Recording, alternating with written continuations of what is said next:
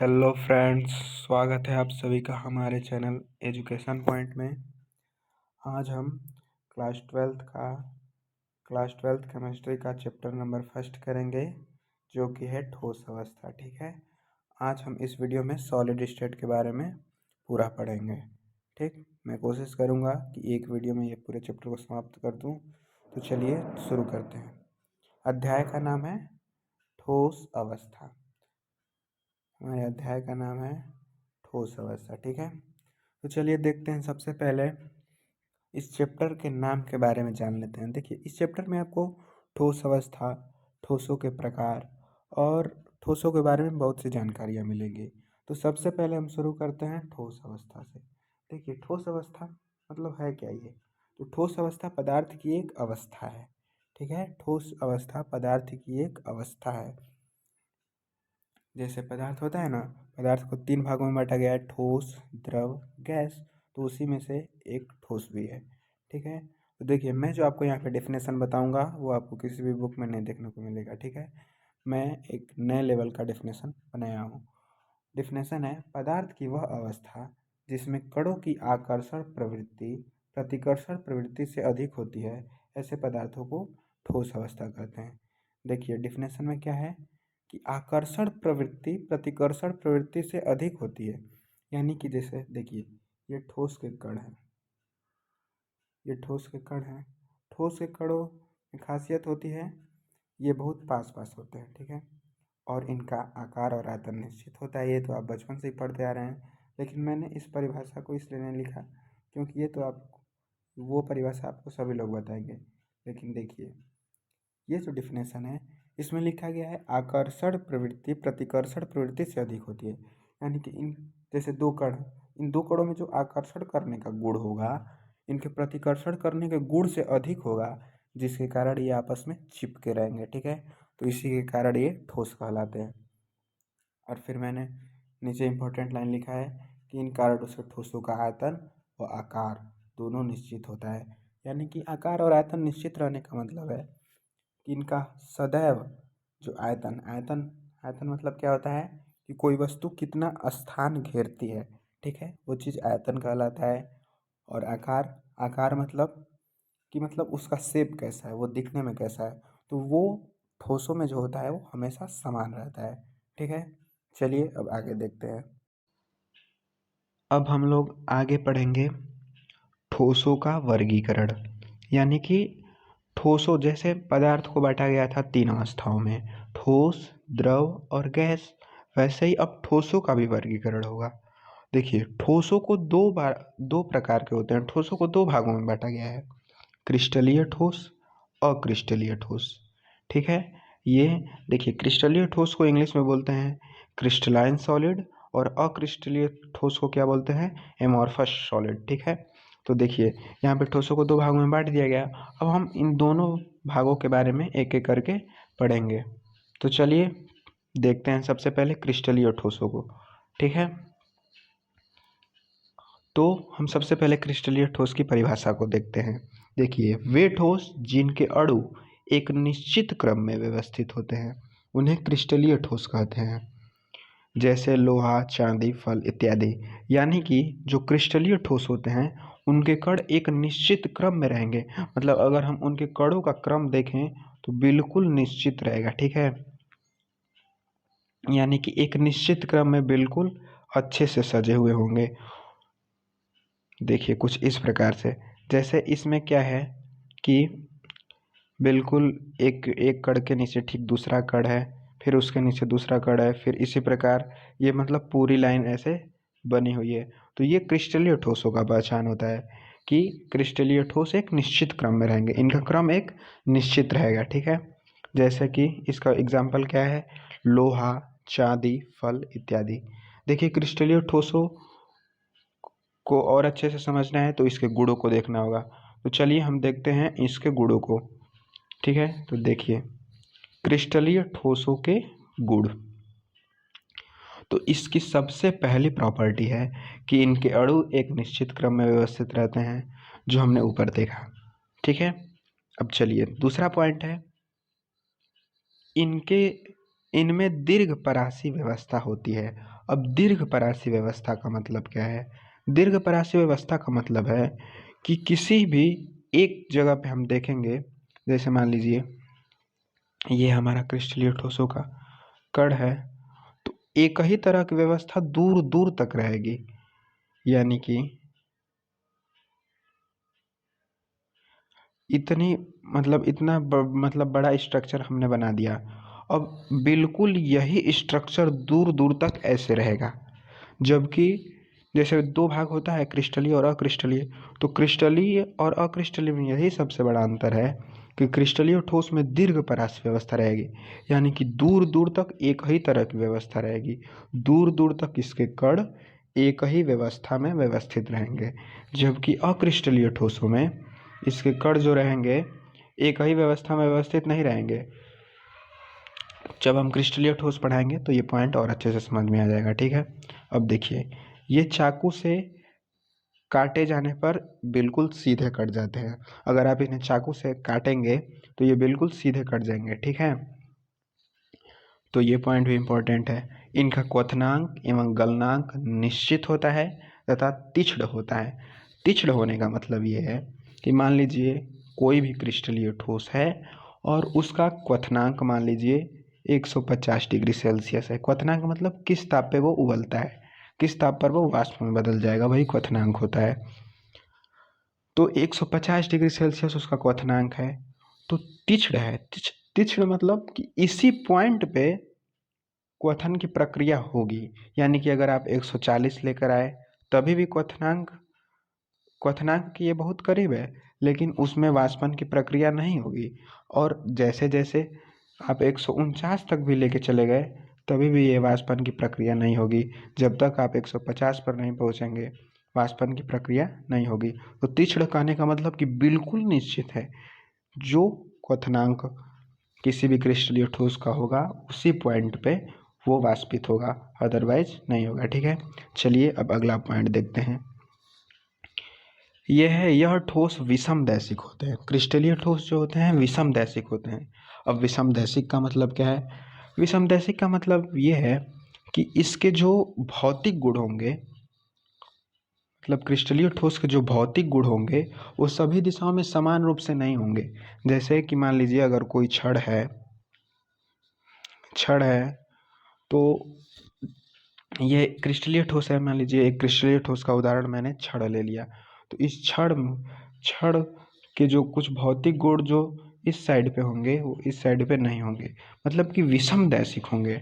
ठीक है, तो यही विषम दैशिक कहने का मतलब यही हुआ कि इसके भौतिक गुण में क्या क्या आ जाएंगे, जैसे कि भौतिक गुण मतलब अपवर्तनांक, गलनांक, क्वथनांक, ये हर जगह पे समान नहीं रहता है। ठीक है, ये विषम दैशिक प्रकृति के होते हैं। इसका कहने का मतलब यही हुआ। ठीक है, अब अगला पॉइंट देखते हैं, अक्रिस्टलीय ठोस। अक्रिस्टलीय ठोस ये ठोस अवस्था चैप्टर का मतलब ठोस अवस्था का दूसरा भाग है। अक्रिस्टलीय ठोस। अक्रिस्टलीय ठोस क्रिस्टलीय ठोस का बिल्कुल उल्टा होगा। वे ठोस जिनके अणु निश्चित क्रम में व्यवस्थित नहीं रहते उन्हें अक्रिस्टलीय ठोस कहते हैं। अब इसका मतलब क्या हुआ कि ये निश्चित क्रम में नहीं रहेंगे। जैसे कि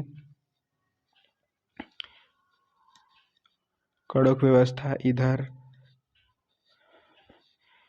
उधर है, कहीं पे छोटे कण, कहीं पे बड़े कण, और इनकी व्यवस्था को आप देख के निश्चितता नहीं बता सकते कि ये बिल्कुल निश्चित हैं। ठीक है, तो जैसे इसको देख के कोई निश्चित व्यवस्था नहीं कर सकता, क्योंकि कभी इस लाइन में 4 कण हैं, कभी 5 कण हैं, और कभी 2 ही कण हैं। मतलब समझ में आ रहा है आपको कि ये एक लघु परासी व्यवस्था है। जैसे उसमें था दीर्घ परासी व्यवस्था, इसमें लघु परासी व्यवस्था रहेगा। अभी आगे आएगा तो हम समझ लेंगे। ठीक है, चलिए आगे इसके गुणों को देखते हैं, उससे आपको अच्छा तरह से समझ में आएगा। तो अक्रिस्टलीय ठोसों के गुण में है इनके अणु निश्चित क्रम में व्यवस्थित रहते हैं, इनमें लघु परासी व्यवस्था होती है। ठीक है, लघु परासी व्यवस्था का मतलब हमने समझाया कि बहुत छोटे जगह पे एक तरह की व्यवस्था होगी, उसके बाद किसी दूसरे जगह पे दूसरी व्यवस्था नजर आएगी। इसमें मान लीजिए एक व्यवस्था में कण है, इसमें अलग अलग व्यवस्था में कण रहेंगे। ठीक है, तो यही होता है दीर्घपरास व्यवस्था और लघुपरास व्यवस्था। चलिए अब अगला पॉइंट देखते हैं। अब अक्रिस्टलीय ठोसों के गुण में अगला पॉइंट है, ये चाकू से काटे जाने पर सीधे नहीं कटते हैं। ठीक है, वो चाकू से काटे जाने पर बिल्कुल सीधे कट जाएंगे पनीर की तरह, लेकिन ये चाकू से काटे जाने पर सीधे नहीं कटते हैं। इनका क्वथनांक व गलनांक निश्चित नहीं होता है और ये ठोस समदैशिक प्रकृति के होते हैं, यानी कि क्रिस्टलीय ठोसों के ठीक उल्टा ही इनका गुण है। तो ये रहा क्रिस्टलीय ठोस और अक्रिस्टलीय ठोसों के गुण। ठीक है, अब चलिए अब हम आगे जो हेडलाइन देखेंगे वो है ठोसों का वर्गीकरण, कि हम किस आधार पर ठोसों का वर्गीकरण करते हैं। तो ठोसों के वर्गीकरण के विभिन्न आधार हैं, तो चलिए एक एक करके सभी आधारों पर ठोसों का वर्गीकरण देखते हैं। देखिए, सबसे पहले हम ठोसों का वर्गीकरण करेंगे चालकता के आधार पर। किसके आधार पर? सबसे पहले हम ठोसों का वर्गीकरण करने जा रहे हैं चालकता के आधार पर। ठीक है, देखिए चालकता के आधार पर हम ठोसों का वर्गीकरण करेंगे। तो चलिए देखते हैं, इसमें सबसे पहला पॉइंट आता है चालक, यानी कि चालक। चालक यानी कि क्या? चालक मतलब कि ऐसे पदार्थ जो विद्युत धारा का प्रवाह आसानी से करते हों। लेकिन हम यहाँ पे चालक का डेफिनेशन दूसरे तरीके से देखेंगे। चालक मतलब चालक को हम बैंड सिद्धांत के आधार पर देखेंगे। अगर आप इस पॉइंट को अच्छे से समझ लेंगे तो आपको फिजिक्स में भी दिक्कत नहीं होगा। फिजिक्स में भी बैंड सिद्धांत से चालकों में विभेदन करने के लिए आता है। ठीक है, तो चलिए देखते हैं। देखिए, किसी भी ठोस में दो प्रकार के बैंड होते हैं। एक होता है चालन बैंड, मैं यहाँ पे लिख देता हूँ। एक होता है चालन बैंड और एक होता है संयोजी बैंड। ठीक है, एक होता है संयोजी बैंड। अब ये चालन बैंड और संयोजी बैंड में क्या अंतर है? देखिए, चालन बैंड जो होता है, अगर कोई भी इलेक्ट्रॉन संयोजी बैंड में है तब वो इलेक्ट्रॉन का मतलब धारा का प्रवाह नहीं करेगा। लेकिन अगर वो संयोजी बैंड से किसी तरह से चालन बैंड में चला जाए तो वो धारा का प्रवाह आसानी से कर सकता है। ठीक है, तो यही होता है चालन बैंड और संयोजी बैंड। तो इसी बेसिस पे हम चालक और अर्धचालक मतलब ठोसों का वर्गीकरण देखेंगे। ठीक है, तो देखिए सबसे पहला बात की चालकता के आधार पर ठोस पदार्थों को तीन प्रकार में बांटा गया। तीन प्रकार के होते हैं। तो चलिए सबसे पहला टाइप देखते हैं चालक, यानी कि कंडक्टर। देखिए इसमें पहला पॉइंट है कि चालक में संयोजी बैंड एवं चालन बैंड एक दूसरे के ऊपर अध्यारोपित होते हैं। इसमें होता क्या है कि ये देखिए, ये हमारा है चालन बैंड। ठीक है, और ये होता है संयोजी बैंड। संयोजी बैंड को हम इस तरह से दिखाएंगे ताकि अंतर स्पष्ट रूप से दिखे। ये मान लीजिए ये हमारा चालन बैंड है और ये संयोजी बैंड है। तो होता क्या है कि ये दोनों एक दूसरे के ऊपर अध्यारोपित रहेंगे कुछ इस प्रकार से। देखिए, ये हमारा चालन बैंड है और इसी के ठीक ऊपर हमारा संयोजी बैंड आ जाएगा। ठीक है, तो इस प्रकार से अब संयोजी बैंड और चालन बैंड तो एक दूसरे के ऊपर अध्यारोपित हैं, तो ये बिल्कुल आराम से इसके आर पार इलेक्ट्रॉन जा सकते हैं।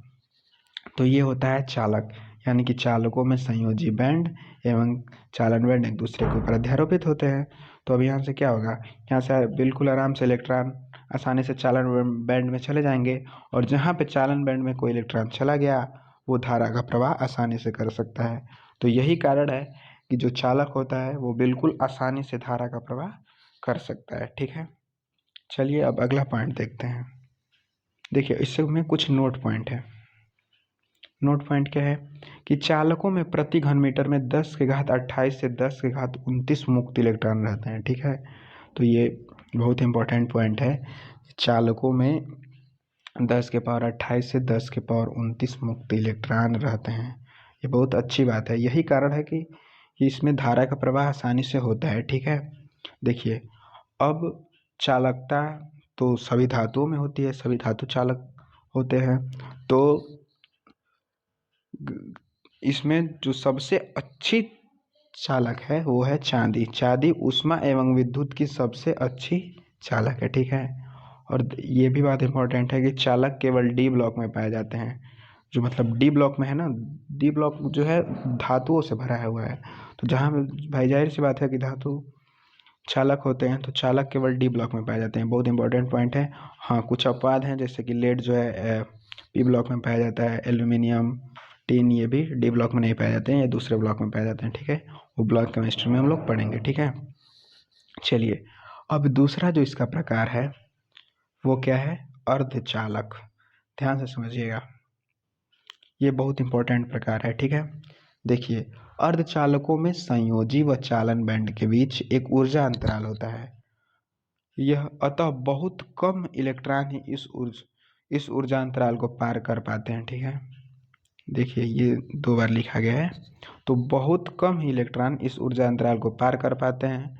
अतः मुक्त इलेक्ट्रॉन की संख्या अपेक्षाकृत कम होने के कारण ऐसे पदार्थों से धारा एवं ऊष्मा का प्रवाह आंशिक रूप से होता है, ठीक है। तो ऐसे पदार्थों से धारा एवं ऊष्मा का प्रवाह बहुत ही आंशिक रूप से होता है। इसके उदाहरण है सिलिकॉन, एंटीमनी। देखिए, होता क्या है एक्चुअल में, चूंकि चालक में तो चालन बैंड और संयोजी बैंड एक दूसरे के ऊपर अध्यारोपित थे। इसमें क्या होता है कि चालन बैंड और संयोजी बैंड के बीच में कुछ ऊर्जा अंतराल रहता है। देखिए, मैंने डायग्राम में दर्शाया भी है इसको। इनके बीच में कुछ ऊर्जा अंतराल है, इनके बीच में कुछ ऊर्जा अंतराल है। तो अब जो संयोजी बैंड के इलेक्ट्रॉन हैं वो चालन बैंड में तो जा नहीं पाएंगे। अब चालन बैंड में जाने के लिए इन्हें कुछ ऊर्जा चाहिए होता है। तो अगर कहीं से भी हम इनको कुछ ऊर्जा दे दें तो ये बिल्कुल आसानी से धारा का प्रवाह कर सकते हैं। तो देखिए, इनके बीच में कुछ ऊर्जा अंतराल है, तो कुछ ही इलेक्ट्रॉन आर पार जा सकते हैं। तो इसीलिए इनकी जो चालकता होती है ना, वो धातुओं और अधातुओं यानी कि चालक और अचालक के बीच में होती है। इसलिए इनको नाम दे दिया गया है अर्धचालक, ठीक है। तो इसके उदाहरण क्या हैं, सिलिकॉन है, एंटीमनी है, ठीक है। चलिए, अब इससे भी इम्पोर्टेंट कुछ नोट पॉइंट हैं, देखते हैं उनको। देखिए, अर्धचालकों के प्रति घन मीटर में मुक्त इलेक्ट्रॉनों की संख्या 10⁶ से 10⁹ होती है। जैसे धातुओं में क्या थी, धातुओं में था 10⁻28 से 10⁻29, और इसमें क्या है 10⁻6 से 10�9, ठीक है। अब देखिए, इसके एग्जाम्पल में क्या है, सिलिकॉन, जर्मेनियम। तो सिलिकॉन जो है जर्मेनियम की अपेक्षा उच्च चालकता का अर्धचालक है। मतलब जर्मेनियम से अच्छा जो है वो सिलिकॉन है, क्योंकि इसके बीच में जो सिलिकॉन जो है इसके बीच में ऊर्जा अंतराल जर्मेनियम की अपेक्षा कुछ कम हो जाता है। मतलब इन दोनों के बीच में, जैसे अगर ये जर्मेनियम में है तो ऐसा ऊर्जा अंतराल सिलिकॉन में होगा। तो जिसमें ऊर्जा अंतराल में कमी होगी वो तो अच्छा चालक होगा ही। चलिए, अब अगला पॉइंट देखते हैं। अब देखिए, जो हमारा अगला प्रकार है वो है कुचालक। कुचालक मतलब क्या, जो धारा का प्रवाह नहीं कर पाते हैं। तो कुचालकों में संयोजी एवं चालन बैंडों के बीच ऊर्जा अंतराल बहुत अधिक होता है, अतः कोई भी इलेक्ट्रॉन इस ऊर्जा अंतराल को पार नहीं कर पाते हैं। इसलिए इन पदार्थों से धारा व ऊष्मा का प्रवाह नहीं हो पाता है, ठीक है। चलिए देखते हैं। देखिए, ये जो है संयोजी बैंड है और ये जो है चालन बैंड है। अब इनके बीच का ऊर्जा अंतराल इतना अधिक है कि कोई इलेक्ट्रॉन इसको पार करके इसमें से जा ही नहीं पाएगा। अब जब कोई इलेक्ट्रॉन पार करके चालन बैंड में जाएगा नहीं तो धारा प्रवाहित ही नहीं होगी। तो यही कारण है कि कुचालक में धारा का प्रवाह नहीं हो पाता है, ठीक है। चलिए, अब देखिए, ये रहा चालकता के आधार पर ठोसों का वर्गीकरण, ठीक है। अब ये तो चालकता के आधार पर हमने ठोसों का वर्गीकरण कर लिया। अब हम ठोसों का वर्गीकरण करेंगे किसके आधार पर, कणों की प्रकृति के आधार पर, ठीक है। तो चलिए देखते हैं, कणों की प्रकृति के आधार पर ठोसों को 4 वर्गों में बांटा गया है, ठीक है। तो ठोस को 4 भागों में बांट दिया गया है कणों की प्रकृति के आधार पर। अब इन 4 भागों को हम एक एक करके पढ़ेंगे, ठीक है। तो देखिए, कणों की प्रकृति के आधार पे मतलब कि ठोस में किस प्रकार के कण उपस्थित हैं। तो ठोसों में किस प्रकार के कण उपस्थित हैं उसके आधार पर बांटा जाता है, ठीक है। तो चलिए हम देखें, सबसे पहले हम क्या देखेंगे, आयनिक ठोस। तो अब आयनिक ठोस मतलब क्या होता है? तो वे ठोस जो आयनों से बने होते हैं उन्हें आयनिक ठोस कहते हैं। बिल्कुल सिंपल सा डेफिनेशन है कि जिनमें आयन उपस्थित होंगे। अब आयन क्या होता है? तो आयन मतलब धन आयन या ऋण आयन। तो कोई भी जो यौगिक होता है वो धन आयन और ऋण आयन से बना होता है। तो जैसे NaCl जो ठोस है, NaCl मतलब साधारण नमक, सोडियम क्लोराइड भी इसको बोला जाता है। इसमें क्या होता है? ये आयन के रूप में उपस्थित होता है, जैसे कि Na+ और Cl-। तो इस पूरा जो ठोस होगा ये Na+ Cl- आयन से बना होगा ऐसे। अब ऐसे बना होगा, इन्हीं सब ठोसों से, इन्हीं सब कणों से बना होगा, तो बना तो आयन से ही है, तो इस ठोस को हम क्या बोल देंगे? आयनिक ठोस। अब देखिए, ठोस अवस्था में आयनिक ठोस विद्युत के कुचालक होते हैं, परंतु आयनिक ठोसों का जलीय विलयन विद्युत का अच्छा चालक है। अगर ये आयनिक ठोस ठोस अवस्था में है तो ये कुचालक होते हैं, मतलब धारा का प्रवाह नहीं होने देंगे अपने में से, विद्युत का चालन नहीं होगा। लेकिन अगर गलित अवस्था में, अगर इन्हें पानी में डाल दिया जाए तो ये बहुत अच्छे चालक बन जाते हैं। क्यों? क्योंकि ये अपने आयनों में टूट जाते हैं, और जब अपने आयनों में टूट जाते हैं तो इनमें मतलब आवेश आ जाता है, इनमें मुक्त इलेक्ट्रॉन उपस्थित हो जाते हैं, जिसके कारण ये धारा का प्रवाह करते हैं। ठीक है, तो यही कारण है कि ये धारा का प्रवाह करते हैं। और आयनिक ठोसों का गलनांक एवं क्वथनांक बहुत उच्च होता है। ठीक है, और ये भंगुर होते हैं। भंगुर होते हैं मतलब क्या? कि मतलब इन्हें नष्ट किया जा सकता है आसानी से। ठीक, तो ये रहा आयनिक ठोस। अब अगला ठोस देखते हैं जो है धात्विक ठोस। अब अगला ठोस क्या है? धात्विक ठोस। वे ठोस जिनमें चालकता के लिए मुक्त इलेक्ट्रॉन उपलब्ध होते हैं उन्हें धात्विक ठोस कहते हैं। मतलब क्या कि जैसे कोई भी ठोस है, अगर उसमें मुक्त इलेक्ट्रॉन है तभी वो धारा का प्रवाह करेगा।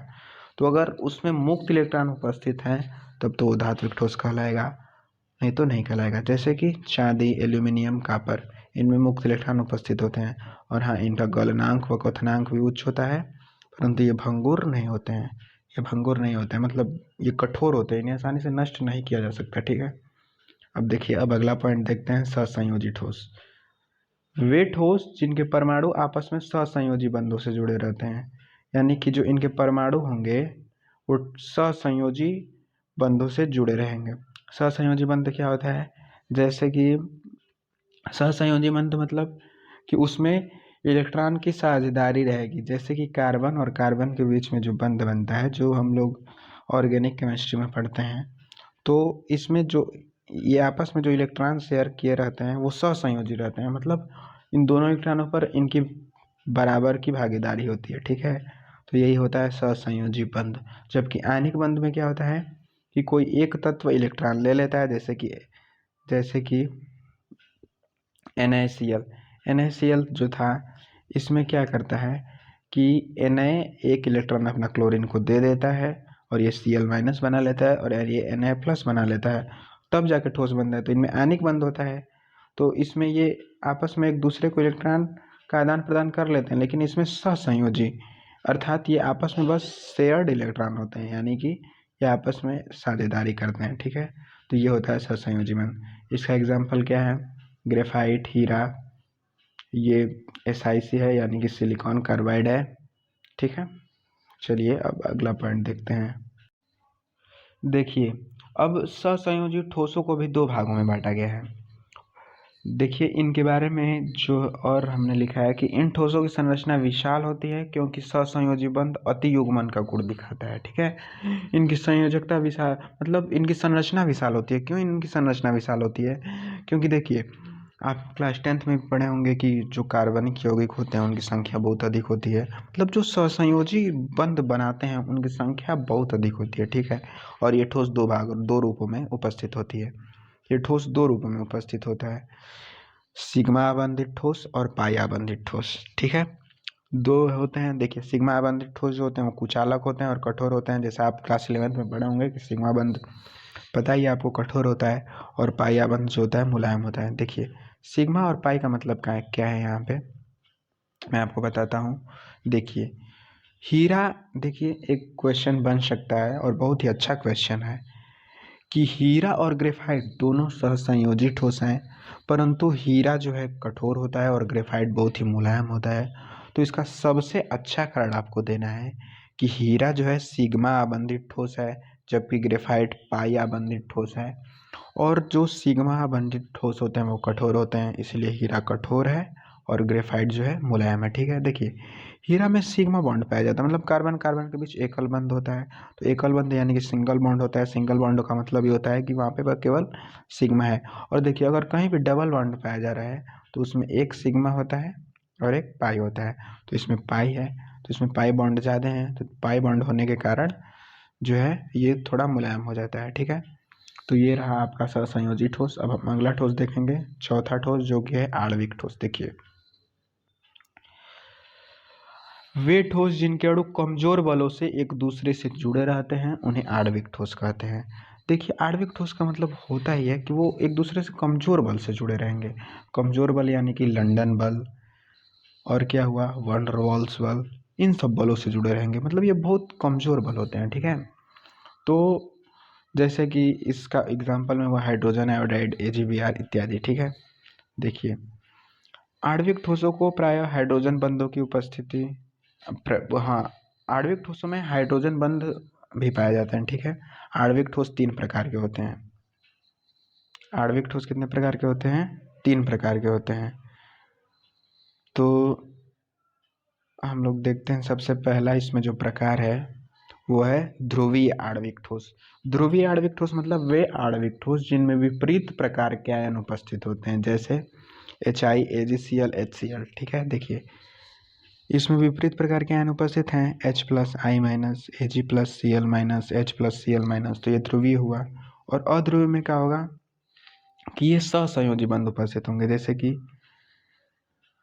I2 है, Cl2 है, H2 है, ये अध्रुवीय है। ठीक, अब देखिए इसका जो तीसरा टाइप है वो है हाइड्रोजन आबंधित ठोस। हाइड्रोजन आबंधित आणविक ठोस मतलब हाइड्रोजन बॉन्ड पाया जाएगा।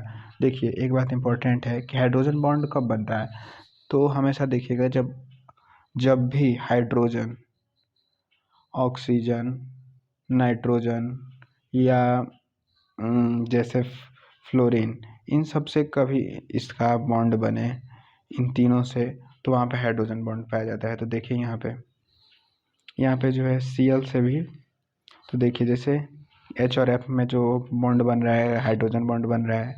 और यहाँ पे इस बेंजीन की रिंग में जैसे ये क्या है, ये जो है इसका नाम होगा पैराक्लोरोफिनॉल। ठीक है, ये पैराक्लोरोफिनॉल है। ठीक है, तो ये तो ऑर्गेनिक में पढ़ाया जाएगा तो बताया जाएगा। ठीक है, तो ये जो है यहाँ पे भी हाइड्रोजन बॉन्ड H और Cl के बीच में बन रहा है। तो देखिए ये जो था ये आणविक ठोसों का प्रकार था। आणविक ठोस 3 प्रकार के थे। तो ये कणों की प्रकृति के आधार पर हमने ठोसों के बारे में ये पूरी जानकारी प्राप्त कर ली है। अब हम अगले वीडियो में ठोस अवस्था चैप्टर को आगे बढ़ाएंगे। तब तक के लिए अगला वीडियो चाहते हैं तो हमारे चैनल को सब्सक्राइब और सब्सक्राइब करिए। हमारे चैनल को सब्सक्राइब करेंगे तभी आपको अगला वीडियो प्रोवाइड हो पाएगा, अगर चाहते हैं आप देखना तो। और वीडियो अच्छी लगी हो तो इसे लाइक करें। Thank you.